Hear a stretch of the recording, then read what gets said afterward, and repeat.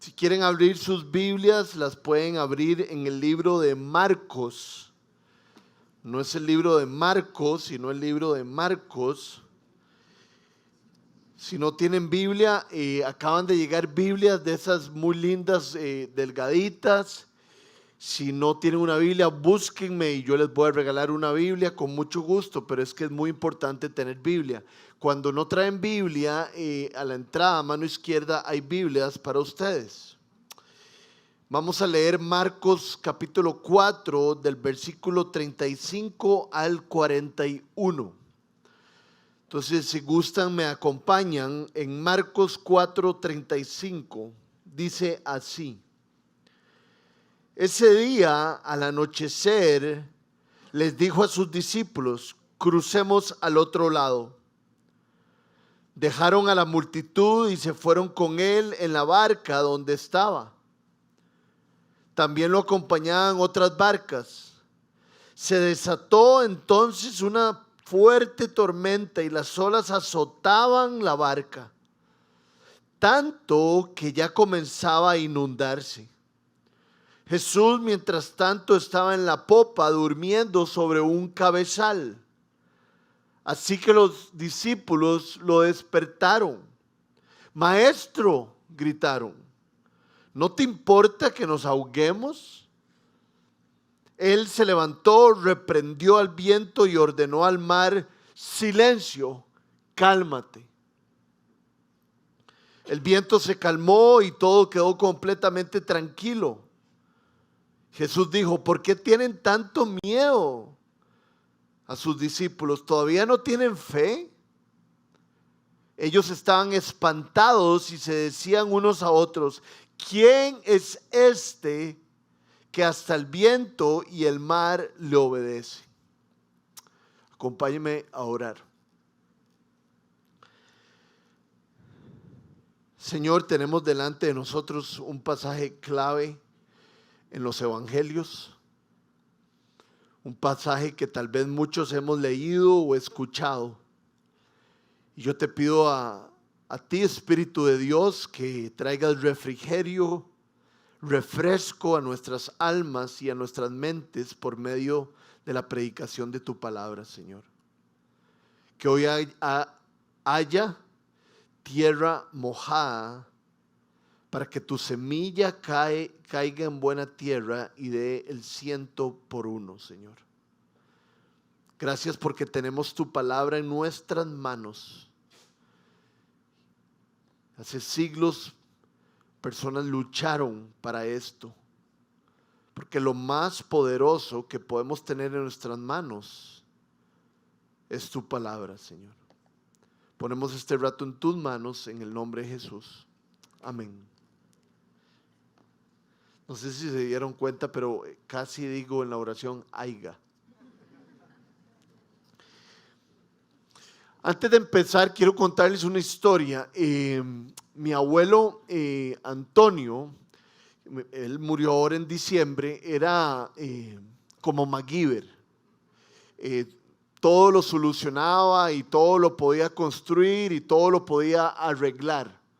Si era algo de fontanería, él lo arreglaba. Si era algo de electricidad, él se hacía cargo. De hecho, él tenía un lote en una playa que se llama Tibibes y él mismo colaboró muchísimo en la construcción de esta casa. Mi abuelo le gustaba muchísimo el mar y pescar, entonces siempre tuvo unas lanchitas donde él viajaba y también nos sacaba a los nietos a pasear por el estero y por el mar. Pues resulta que un día mi abuelo decidió que ya no quería tener lanchitas, sino que quería tener un barco más grande, como un yatecito de madera. Entonces mi abuelo empezó a construir el barco en su casa. Y cuando terminó su barco, no tenía cómo sacar el barco de la casa. Le cabía en la sala, pero no le cabía en las puertas para sacarlo. Entonces tuvo que desarmar el barco y llevárselo para afuera y volver a armarlo más o menos. Y la razón por la cual les cuento esta historia es porque, como hemos visto, nuestra enseñanza el día de hoy, el pasaje que vamos a estudiar tiene que ver con el mar, tiene que ver con las olas, y es muy importante para nosotros entender el contexto. Mi abuelo se llamaba Antonio y mi otro abuelo se llamaba Rodrigo, y por eso yo me llamo Rodrigo Antonio. Veamos lo que dice el versículo 35, dice: ese día, ¿cuál día? El día que Jesús estaba en una barca enseñando, ¿recuerdan? Les dijo a sus discípulos: crucemos al otro lado.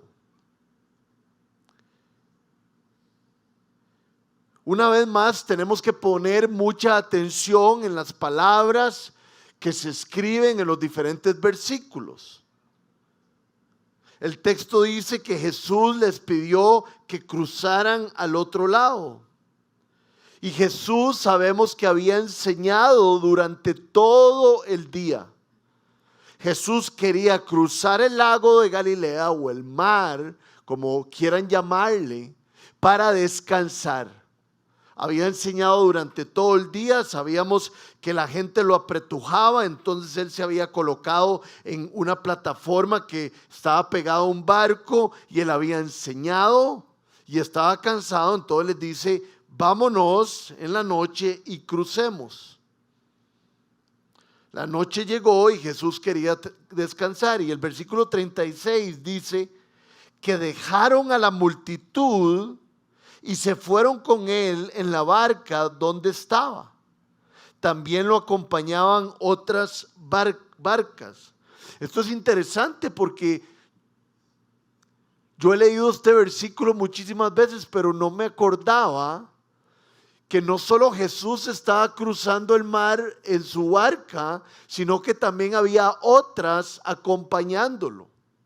Posiblemente lo acompañaban muchos de sus discípulos. Hemos visto hasta el momento en el libro de Marcos que Jesús tenía 12 discípulos íntimos y cercanos. Pero también hemos visto que Jesús tenía muchísimos discípulos ya para este momento. Entonces muchos lo buscaban y muchos lo acompañaban a muchos lugares. Y el versículo 37 nos dice que mientras estaban moviéndose para el otro lado, se desató. Ojo con esta palabra, es clave. Se desató entonces una fuerte tormenta y las olas azotaban la barca.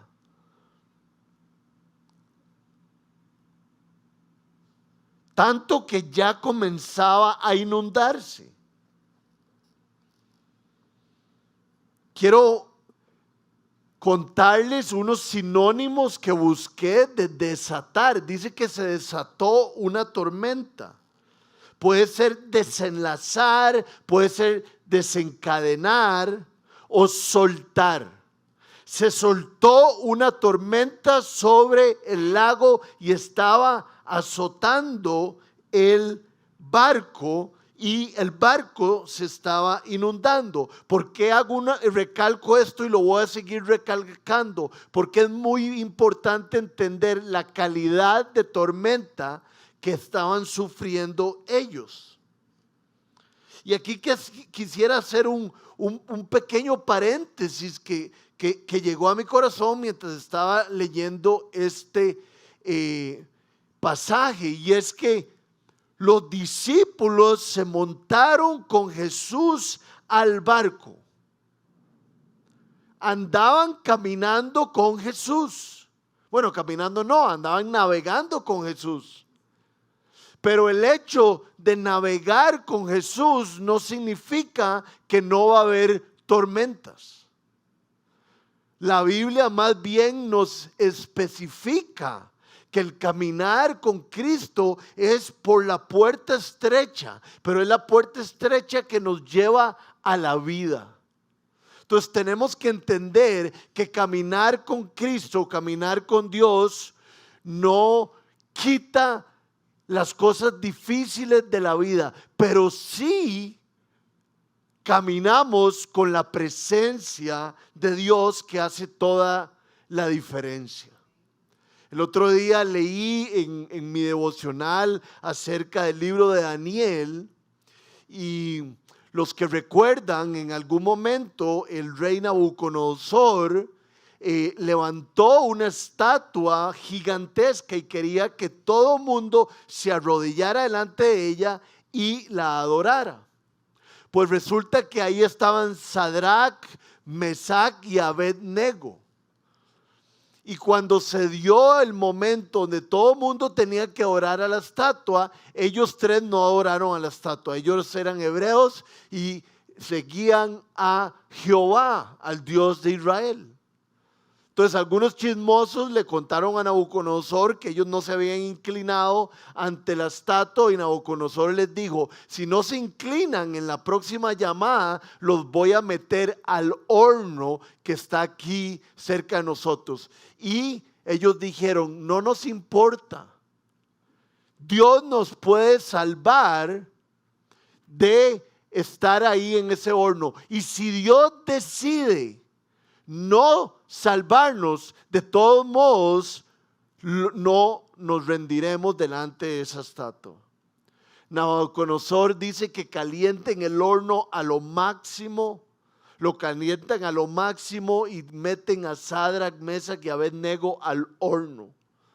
Los dejan ahí un rato y de repente Nabucodonosor y todas las personas que estaban alrededor se dieron cuenta que había 4 personas en el horno.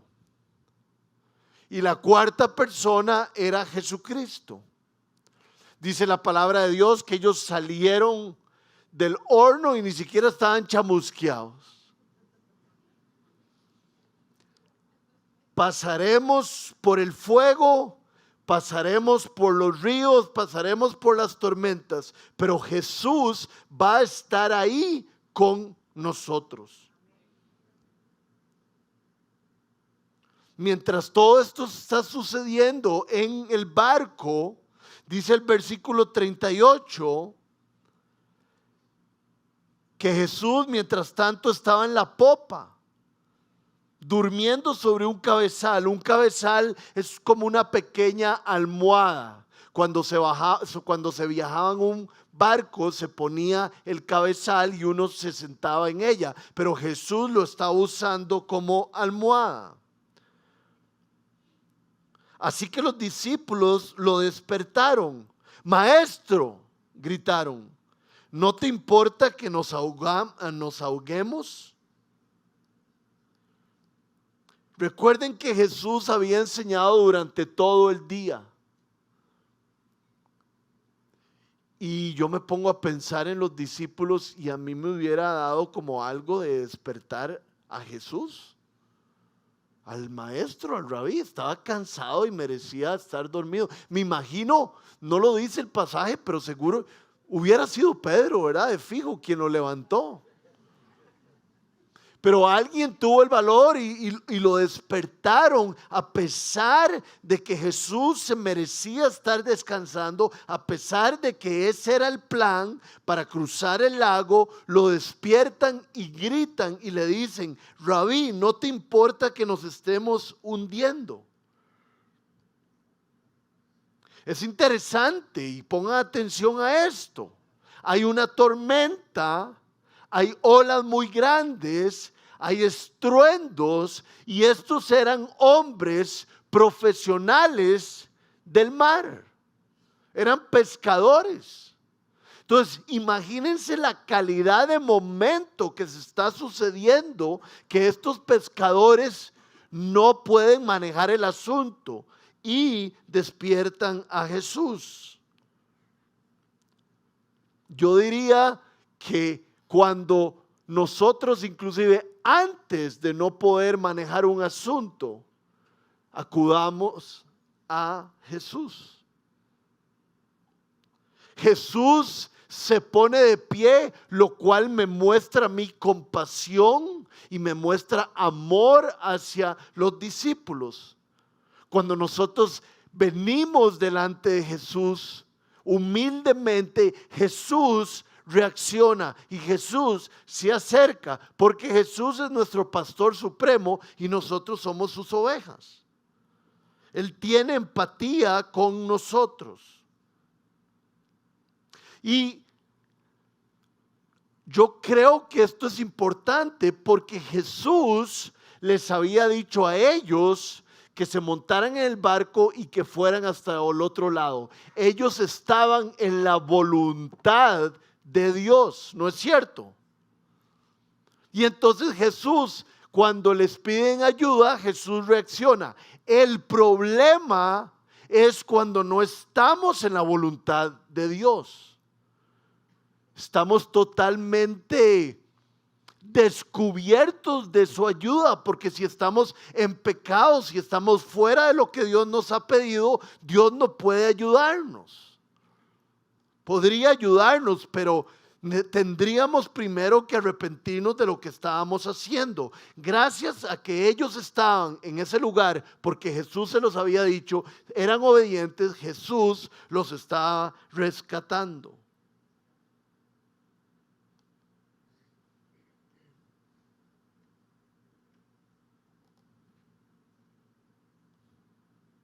Es importante recalcar que caminar con Jesús no es estar libre de riesgo, pero es entender que Él nos va a ayudar a manejar ese riesgo.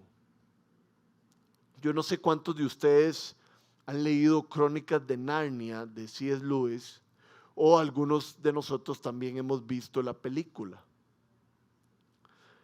Resulta que en la película la primera persona que entra en el reino de Narnia es una niña que se llama Lucy. Y Lucy era la que tenía más corazón por conocer a Aslan. Aslan era un león que representaba a Jesús. Y entonces Lucy, no me acuerdo bien con quién habla. Y le pregunta a esta persona, porque Lucy pronto va a conocer a Aslan, y le pregunta, ¿es Aslan seguro? Y la persona le contesta, Aslan no es seguro, pero Aslan es muy bueno. Y yo creo que eso resume caminar con Jesús. Va a ser un vaivén, va a ser difícil. No es el lugar más seguro donde uno puede estar, aunque sí, pero me encanta como lo dice, Él es bueno. Caminar por la puerta estrecha no es lo más fácil. Eso es lo que está diciendo. Estar con Jesús no es lo más fácil, no es seguro, pero Él es bueno. Él es el Rey.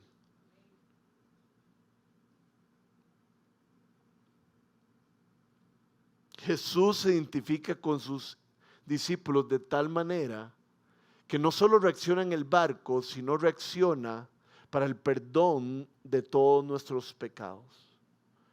Jesús se identificó tanto con nosotros que tomó la forma de siervo, vivió una vida perfecta sin pecado, permitió que lo crucificaran en una cruz para cargar con los pecados de todos los que pongamos nuestra fe en Él.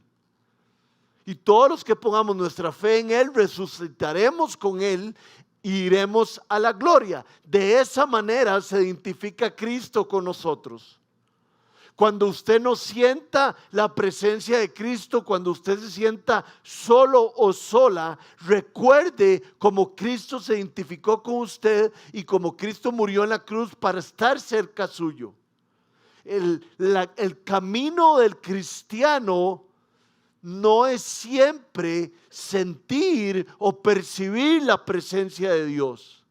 Hay veces que no percibimos la presencia de Dios, pero eso no significa que Dios esté con nosotros o no. Entonces dice que Jesús se levantó de la popa y reprendió el viento y ordenó al mar silenciarse y calmarse. Llama la atención que Jesús ordenó al mar a silenciarse. Otra vez hago énfasis en la calidad de tormenta. La tormenta era tan fuerte que hacía demasiada bulla. Y Jesús la silencia.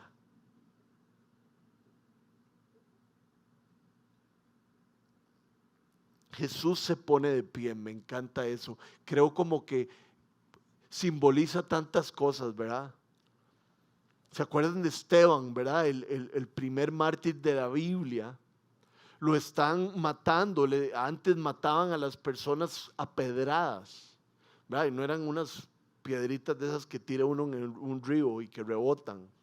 Bueno, a algunos les rebota, a mí no me rebota casi nunca. Eran piedras gigantes que se le tiraba a alguien hasta que le quitaban la vida. Y dice la Biblia que cuando Esteban estaba muriendo, dijo las mismas palabras de Jesús: perdónalos porque no saben lo que hacen. Y volvió a ver al cielo y Jesús estaba de pie viendo a Esteban. Jesús, cuando murió en la cruz, dijo: he terminado, lo he cumplido. Entonces subió al cielo y se sentó en su trono. Cuando uno se sienta, es como: ya voy a descansar. Pero Jesús se pone de pie viendo la obra que estaba haciendo Esteban. Y en este momento también se pone de pie, porque los discípulos le ruegan que los ayude. Yo creo que todos nosotros tenemos nuestras tormentas y estamos pasando en estos momentos por alguna muy grande que hace mucha bulla, o por otra no tan fuerte. Pero lo que tenemos que aprender es ir donde Jesús, y Él se levantará y actuará para nuestro bien. Jesús se había puesto de pie muchísimas veces delante de sus discípulos, pero ahora era para hacer un milagro. Quiero que leamos Colosenses 2:9 para darnos una idea cómo Jesús puede hacer esta diferencia en la tormenta y en nuestras vidas. Toda, no poca, no mucha, sino toda la plenitud de la divinidad, o sea, toda la plenitud de Dios, habita en forma corporal en Cristo. Por eso es que Cristo puede hacer estas cosas y estos milagros, porque toda la plenitud de Dios habita en Él. Y esto es parte del mensaje medular que les quiero dar el día de hoy. El día de hoy sí se trata de que Jesús nos ayuda en nuestras tormentas. Pero sabemos que la palabra de Dios no habla siempre para que nosotros nos sintamos bien. El mensaje medular aquí es el poder de Jesús. El mensaje medular aquí es que Jesús es Dios y en Él habita toda la plenitud de la divinidad. Mi mensaje no es como de prosperidad. Si estás mal, vuélvete a Jesús y Él calmará la tormenta inmediatamente. No. Si estás mal, busca a Jesús y Él puede hacer eso. Pero lo más importante de este mensaje es que si estamos en la presencia del Rey, eso va a ser suficiente.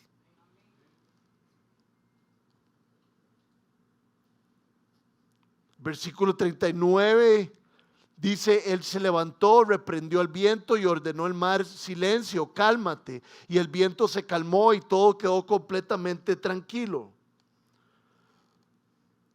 Jesús reprende, regaña al viento. No dice que lo detuvo, sino que lo corrigió, lo amonestó y lo desaprobó.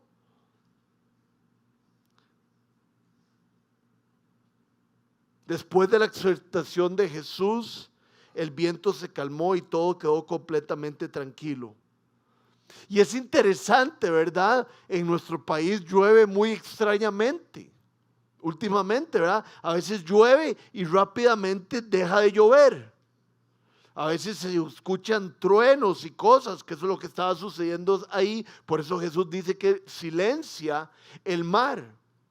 Pero yo no sé si ustedes se han dado cuenta, muchas veces la lluvia se va calmando hasta ya no llover más. ¿Están de acuerdo? Está lloviendo fuertísimo, hay una tormenta en el Valle Central y poco a poco la tormenta va disminuyendo. Dice que Jesús, cuando reprendió al mar, se calmó todo de manera inmediata. Eso nos muestra parte de su poder. Y es que hay algo muy interesante.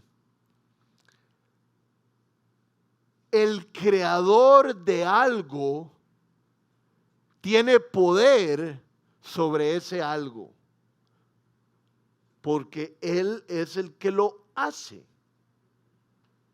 Este pasaje nos está enseñando que Jesús tiene poder sobre el mar, sobre el viento, sobre los estruendos, porque fue Jesús el que los creó. Jesús tiene poder sobre todo lo que usted pueda ver, porque Él lo ha creado. No hay un obstáculo para Él. Él está encima de todas las cosas. Esto es importante de saber. Cualquier momento difícil de nuestras vidas, sepamos que si Jesús quiere, Jesús puede calmar cualquier cosa y convertirla.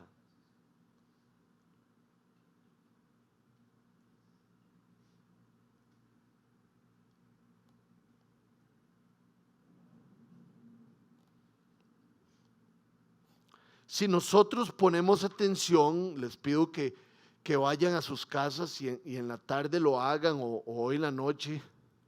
Si nosotros ponemos atención al libro de Marcos, estamos en Marcos 35 al 41. Se acaba esto y viene el capítulo 5. Recordemos que la Biblia no se escribió en capítulos, pero esto nos ayuda a identificar cosas. Jesús calma la tormenta. Capítulo 4. Capítulo 5. Jesús sana a una mujer con un flujo de sangre que había ido y había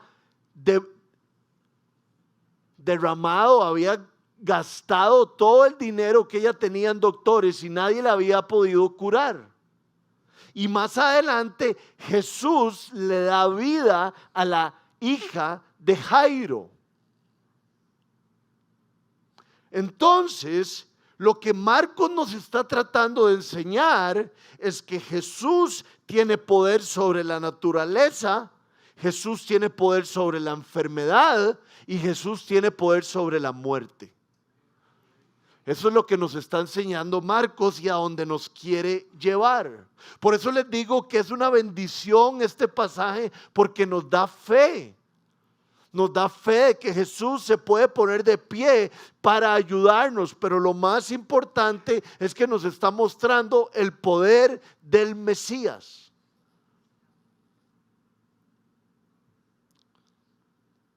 Va a haber 3 milagros futuros muy pronto. Vean lo que dice el Salmo 104:7. Y es lindo porque esto fue escrito hace miles de años antes de lo que estamos leyendo, y vean qué apropiado es. Pero a tu reprensión huyeron las aguas, igual que aquí en el pasaje. Ante el estruendo de tu voz se dieron a la fuga. Muy gráfico, ¿verdad? Jesús tiene poder sobre la naturaleza, sobre la enfermedad, sobre la muerte, y antes de esto, sobre los pecados. Le perdonó los pecados al hombre que bajó del techo. Jesús, como lo vimos ahora, cuando alguien se acerca a Él de manera humilde y en arrepentimiento, puede perdonar nuestros pecados. podemos empezar una vida nueva si ponemos nuestra fe en Cristo. Mi petición es que este pasaje llegue tan profundo a nosotros que nos traiga fe y esperanza que tenemos un pastor supremo y que Él puede interceder por sus ovejas. Pero Jesús reacciona y perdona nuestros pecados y Jesús nos da una nueva vida cuando nos acercamos a Él pobres de espíritu, cuando nos acercamos a Él entendiendo que nosotros no podemos hacer nada por nosotros mismos. Estos pescadores seguro hicieron un montón de cosas antes de levantar a Jesús y ninguna cosa les sirvió. Entonces por eso lo levantan. Y Jesús reacciona. ¿Por qué? Porque ve el corazón de ellos y ve que no hay orgullo. Yo lo soluciono. No, necesito a Jesús para caminar sobre esta tormenta. Y eso es como el error que yo a veces cometo. Yo empiezo a caminar y empiezo a tratar de solucionar algo, en vez de volverme a Dios y pedirle a Él que nos ayude. Esto no es exactamente lo que estoy diciendo, pero un amigo me mandó un mensaje. Vean qué clase de mensaje, qué bendición. Me mandó un amigo un mensaje hace como 4 días y me dijo: hay una conferencia en Los Ángeles, una conferencia acerca de la Biblia, una conferencia teológica, y me gustaría invitarte a todo para llevarte a esa conferencia.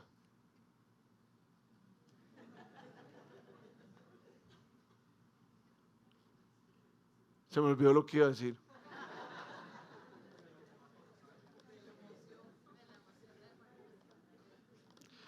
Entonces, hice algo que estoy aprendiendo. Le dije que tenía que hablar con mi esposa y que tenía que orar al respecto. Bien, ¿verdad? Esto es diferente, ¿verdad? Esto es que yo necesito ponerme de acuerdo con mi esposa y necesito pedirle sabiduría y entender las agendas que tenemos en la familia.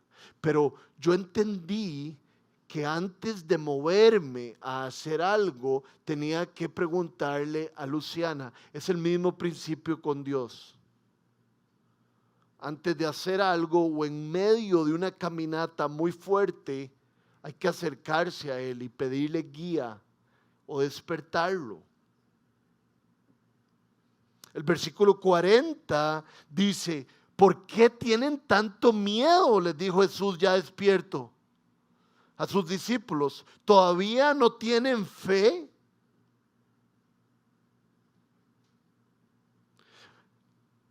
Jesús, Dios, hace preguntas que Él ya conoce, ¿cierto? En el jardín del Edén le dice a Adán y Eva: ¿dónde están?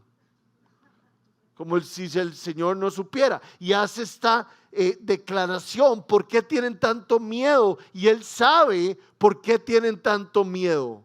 Y es por mala memoria. Ahorita lo vamos a ver más adelante.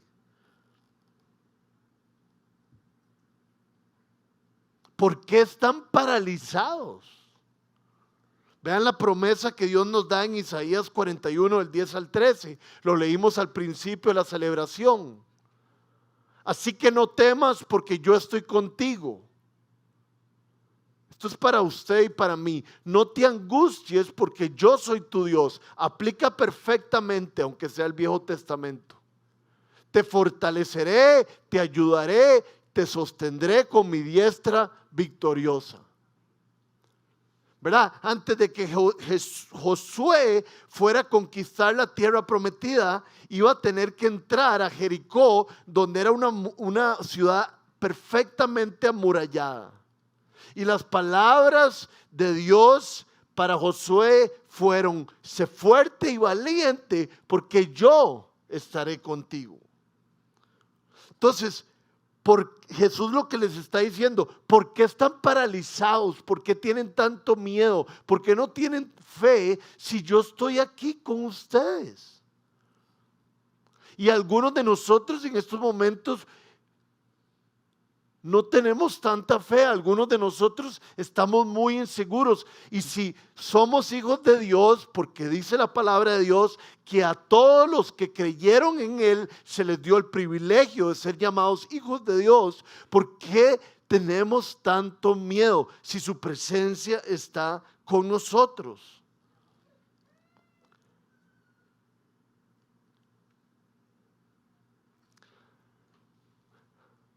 El otro día estaba escuchando un sermón de un señor que se llama C.J. Mahaney.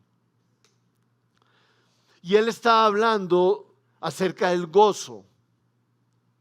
Y él decía que había 3 cosas que uno podía hacer para llenarse de gozo.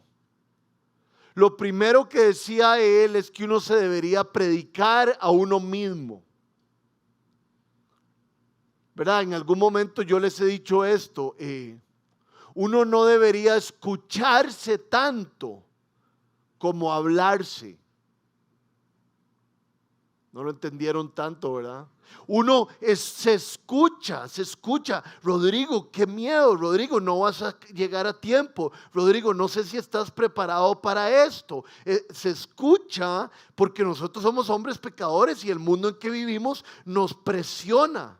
Pero entonces no hay que escucharse tanto, sino hablarse a uno y hablarse la palabra de Dios. Sé fuerte y sé valiente porque Dios está contigo. Entonces hay que predicarse a uno mismo. El segundo tema de cómo ser gozoso es ver rastros de gracia. Tengo un plato de comida enfrente mío. Esto es una muestra de gracia. Puedo estar hoy aquí en la iglesia y este es un rasgo de gracia. Y lo último era estar agradecidos y ver a su alrededor. Pero es importante hablarse, recordarse de las grandes verdades de Dios, porque así tendremos fe. El tema subyacente de este sermón es que si Dios está con nosotros, ¿quién estará en contra nuestra? Dice Romanos 8, 31 y 32 de esta manera. ¿Qué diremos frente a esto? Si Dios está de nuestra parte, ¿quién puede estar en contra nuestra? El que no escatimó, el que no se guardó ni a su propio Hijo, sino que lo entregó por todos nosotros, ¿cómo no habrá de darnos generosamente junto con Él todas las cosas? Lo que está diciendo es que, vean esto, entiéndanlo, dice Pablo. Si Dios nos dio lo mejor que Él tenía, ¿cómo no nos va a dar todas las cosas? Si Él nos amó tanto para quitarle la vida a su Hijo, para la salvación de la humanidad y después resucitarlo, ¿cómo no nos va a proteger en las tormentas? Eso tiene un nombre y se me acaba de olvidar. Cuando hay ese tipo de comparación. Y digamos, no quiero ser simplista y no quiero ser irrespetuoso con la Biblia. Pero les quiero dar un ejemplo. Digamos, mi hija tiene clases de fútbol en un lugar que se llama Furati. Yo debería cobrar por todas las veces que hago merchandising aquí. Y imagínense que yo llego ahí a jugar fútbol con un grupo de hombres y llega el otro equipo, pero resulta que Messi está en mi equipo. No hay manera que perdamos. Vamos a ganar 500-0, porque Messi está en nuestro equipo. Y eso es un poco lo que nos está diciendo Romanos 8:32. Si Dios está con nosotros, ¿quién en contra de nosotros? ¿Todavía no tienen fe? Y por eso les dije antes que Jesús pregunta para enseñar. ¿Todavía no tienen fe? ¿verdad? Todavía no han entendido. Jesús les está diciendo, he hecho tantas cosas delante de ustedes y todavía ustedes no saben todo lo que yo soy y lo que yo puedo hacer. Había convertido el agua en vino, había expulsado un demonio en la sinagoga, había sanado muchos enfermos, había perdonado pecados y había sanado un paralítico enfrente de los discípulos, y los discípulos todavía no tenían fe. O sea, la enseñanza es: cuando usted esté pasando por algo difícil, vaya hacia atrás, haga memoria de todo lo que Dios ha hecho y ha intervenido en su vida, y usted se fortalecerá. Pero tenemos mala memoria. Entonces hay que predicarnos a nosotros mismos. Me acuerdo cuando Jesús convirtió el agua en vino. Me acuerdo cuando Jesús expulsó un demonio. Me acuerdo cuando Jesús perdonó pecados. Me acuerdo cuando Jesús me salvó de una juventud. Bueno, juventud no, ya tenía como 18, 17 años. Me acuerdo cuando Jesús cambió mi corazón. Me acuerdo cuando Jesús restauró a mi familia. Me acuerdo cuando Jesús proveyó el dinero y las becas para ir a la universidad. ¿Verdad? Me recuerdo y me recuerdo y me recuerdo, y eso me recuerda quién está conmigo. Entonces hay que rebobinar. ¿Me entienden los jóvenes qué significa eso? Rebobinar, echar hacia atrás en la tormenta para tener fe, para recordar todo lo que Él ha hecho. Échese para atrás en su vida cuando usted ha caminado con el Señor y vea cómo todo va a cambiar. Contemos nuestras bendiciones. Para ir terminando, el versículo 41, que es el último, dice acerca de los discípulos: ellos estaban espantados. Qué palabra más fuerte. Y se decían unos a otros: ¿quién es este que hasta el viento y el mar le obedecen? La palabra espantado no solo tiene que ver con tener miedo. Espantado puede ser, tiene que ver con estar sobrecogido, maravillado. Entonces los discípulos estaban admirados, maravillados de la autoridad de Jesús sobre el viento y sobre el mar. Cómo le habían obedecido.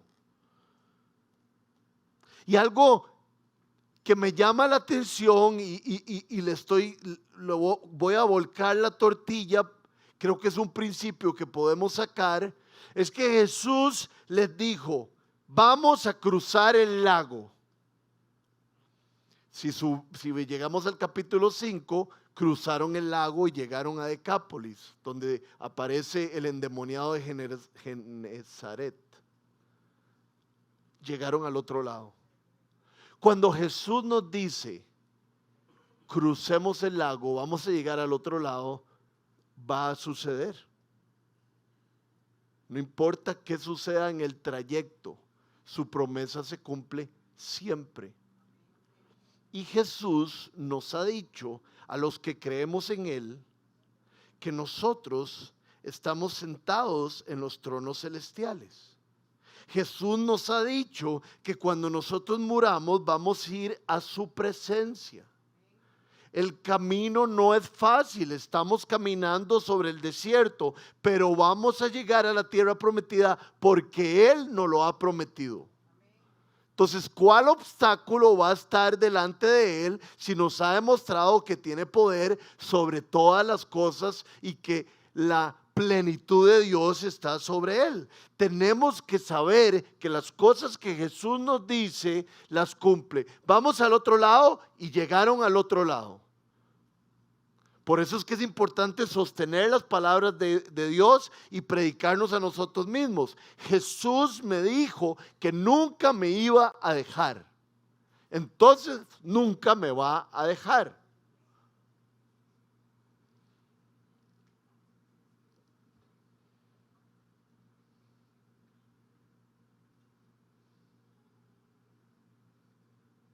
Es interesante que los discípulos, el texto nos dice que los discípulos tenían mucho miedo a la tormenta. Dice que tenían tanto miedo que levantaron a Jesús, estaban con mucho temor.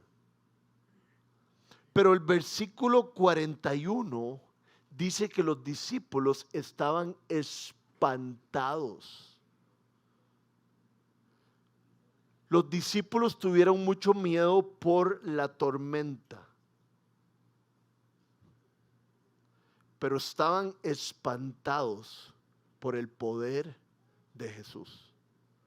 Para ellos era más fuerte lo que estaban viendo en Jesús y ver lo que Él era capaz que lo que estaba haciendo esa gran tormenta.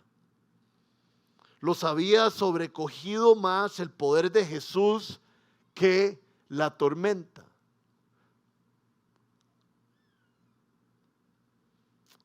¿Qué será más fuerte?